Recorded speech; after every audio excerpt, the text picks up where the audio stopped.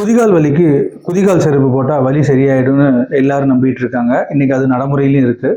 But அது solve ஆகுதான்னு பார்த்தீங்கன்னா 1% ஆஃப் த கேஸ் தான். 100 பேருக்கு ஒருத்தருக்கு தான் அது வலி சரியாகுது. ஆனால் அந்த செருப்பு போடுறவங்க எல்லாருக்குமே வலி ஜாஸ்தி தான் ஆகுது. அது ஏன் அப்படின்றத இந்த பதிவில் பார்க்க போகிறோம். குதிகால் வலி வர்றதுக்கு 2 முக்கியமான ரீசன் இருக்குது. ஒன்று, குதிகால் எலும்பில் உள்ள வளர்ச்சி ஜாஸ்தியாக இருக்கலாம், அந்த எலும்பில் கொஞ்சம் வளர்ச்சியாக இருக்கலாம், இல்லை அந்த சதையில் வீக்கமாக இருக்கலாம். இந்த 2 ரீசனால் தான் குதிகால் வலி வர்றது.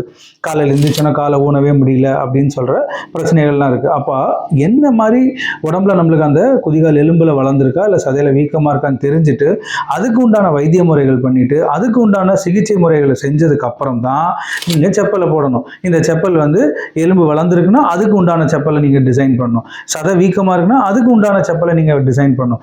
இப்படி பண்ணால் மட்டும்தான் உங்கள் குதிகால் வலி செருப்பு உங்களுக்கு ஹெல்ப்ஃபுல்லாக இருக்கும். இல்லாட்டி குதிகால் வலி அந்த வலிக்காக போடுற செருப்பே உங்களுக்கு வலியை ஜாஸ்தி பண்ணிடும். இன்னைக்கு பாதி பேருக்கு அதான் நடந்துட்டு இருக்கு.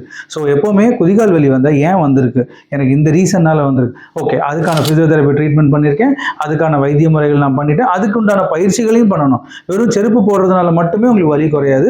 அதுக்குண்டான பயிற்சிகள் பண்ணி திருப்பி அது வேர்சன் ஆகாமல் இருக்கிறதுக்காக தான் இந்த செப்பலை போட சொல்கிறோம். ஸோ எந்த பிரச்சனைக்கு உண்டாயிருக்குன்றதை தெரிஞ்சுட்டு அதுக்குண்டான குதிகால் செப்பல் போடுங்க, எஃபெக்டிவாக இருக்கும். யாராவது குதிகால் வலியில் இருக்காங்களா, அவங்களுக்கு இதை ஷேர் பண்ணுங்கள். கரெக்டான செப்பலை அவங்க செலக்ட் பண்ணட்டும். தேங்க்யூ.